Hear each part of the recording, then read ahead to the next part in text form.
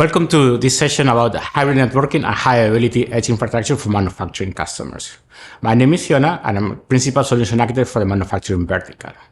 On this session, we're going to learn a little bit how to architect for high availability and create resilient applications for the shop floor and factories.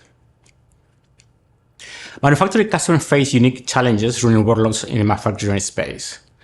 Where the cloud infrastructure normally is deployed and operated in large data centers, those data centers has all the niceties and luxuries, like cooling, electricity, water. However, in traditional manufacturing, those critical facilities are not readily available, but also there's additional challenges, like vibration, noise, heat, or also network latency. Network latency could be an issue due to the sensitive real-time applications in the manufacturing shop and the manufacturing applications. This means that the equipment deployed in the edge has to meet additional requirements, and those requirements are not traditionally found in the data center. Also, Chief Technology Officer Werner Vogel says, everything falls all the time.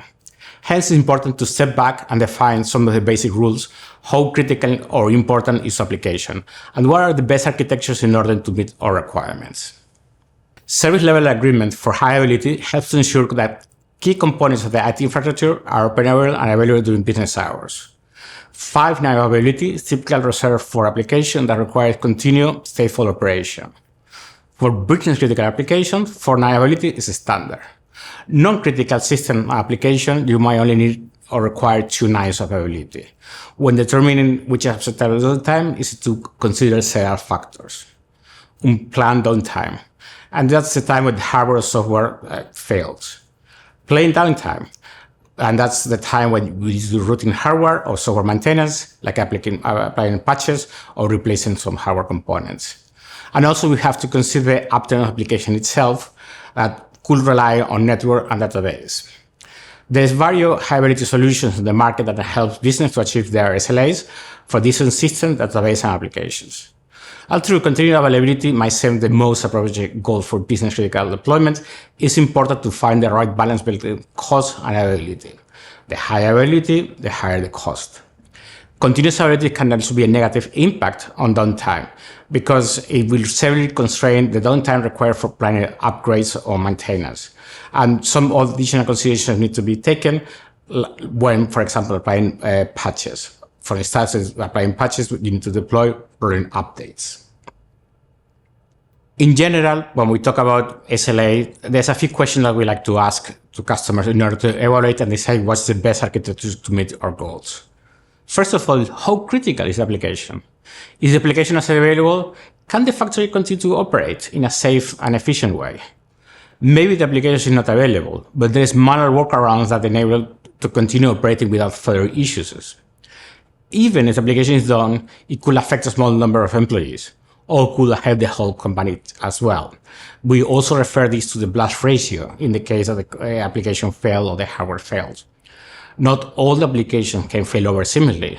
Some of them will require some intervention, and some applications that have failed over will require some effort to restart. For example, restoring a database or restarting an application server. Also, this could potentially generate some gaps in the data.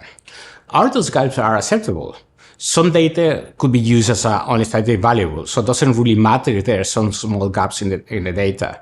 But some other data is critical because it's needed for other processes inside of the factory. According to IBM, hardware failure is one small percentage of the implemented downtime. The most common reasons of failure or downtime in the environments are human error and application operating system errors. Simply having reliable hardware when you can restore your data if it's not enough to keep your system secure and reliable. So there needs to be to look into high availability as a whole picture. High availability refers to systems that are designed to be reliable, minimizing downtime and ensuring that they are operational for the majority of the time, especially during the critical periods like a peak manufacturing or high volume throughput.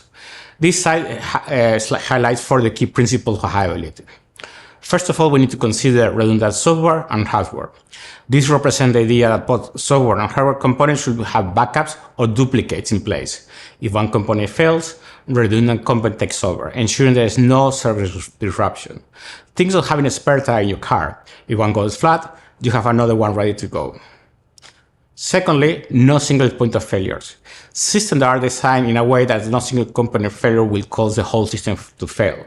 This often means that critical components are duplicated, and systems can switch between them seamlessly, thinking to active architectures or active-passive architecture.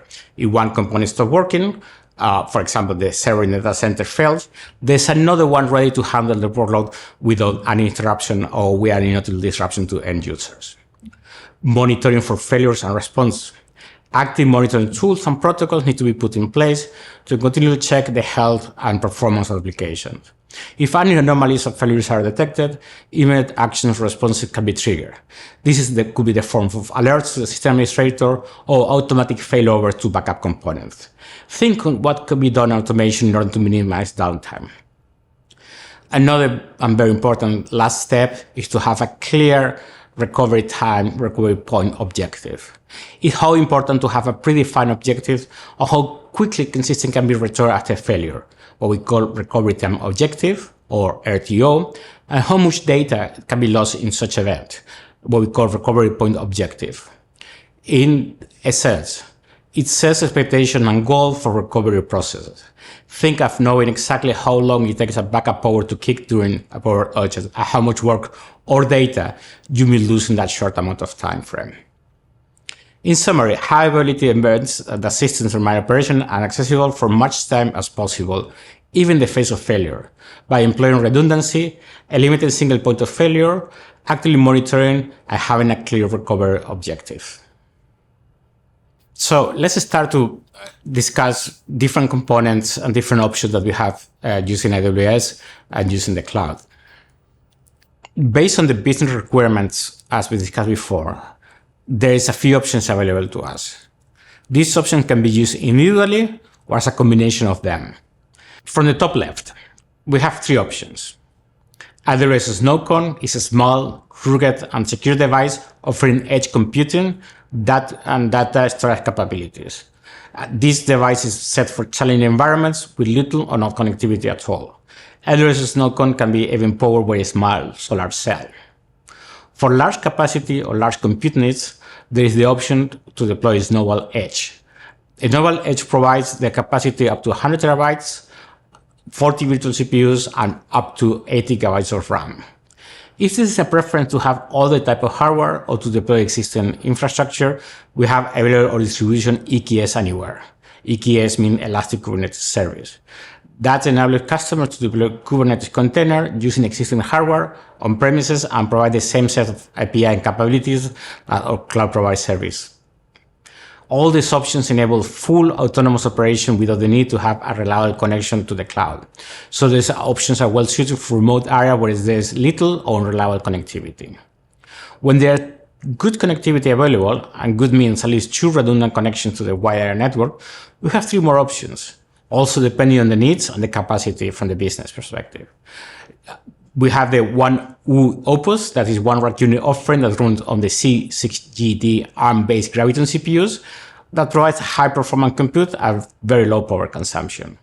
For Intel-based workloads, our 2 rack unit Outposts provide a compute based on the 3rd generation Intel Xeon Scalable processors for a wide variety of workloads.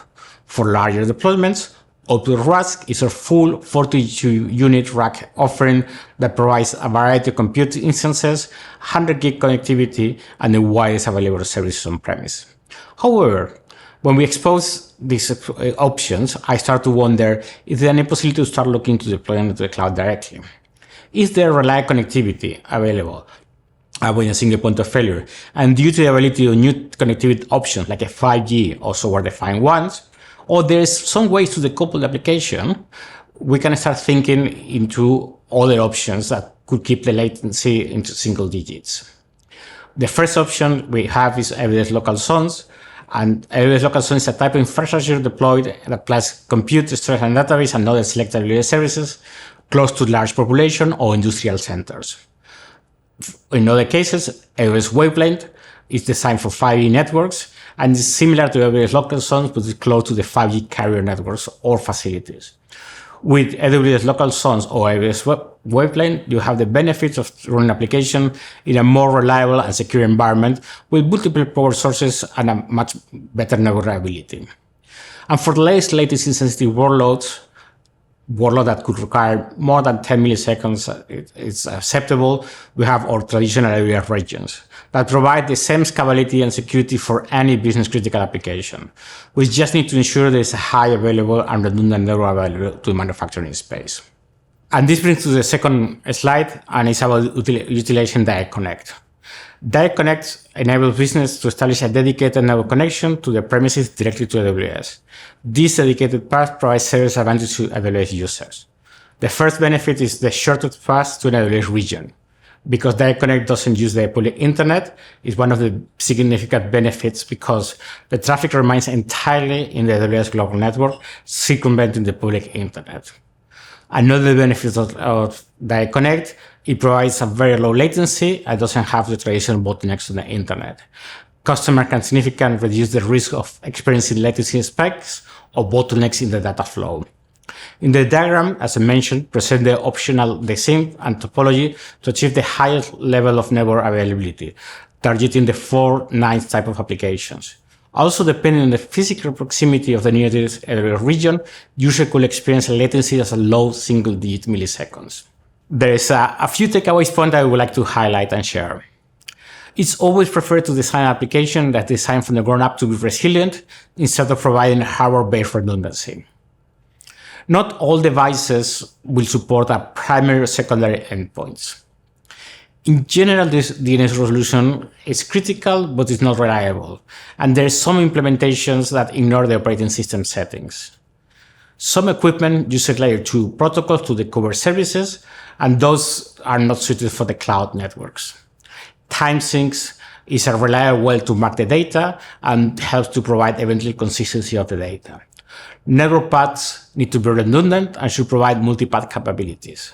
In order to enable these multi-path capabilities, the utilization of routing protocol like BGP or SPF will enable to have dynamic routing capabilities in the network.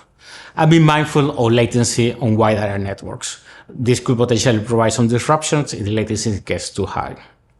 Thank you, and I hope you enjoyed the session. I hope the information I was sharing helps to understand how solution architects design applications for manufacturing customers that need to be deployed on the edge. My name is Fiona, and you can follow me on LinkedIn. My contact details on the screen. Have an excellent day. Thank you.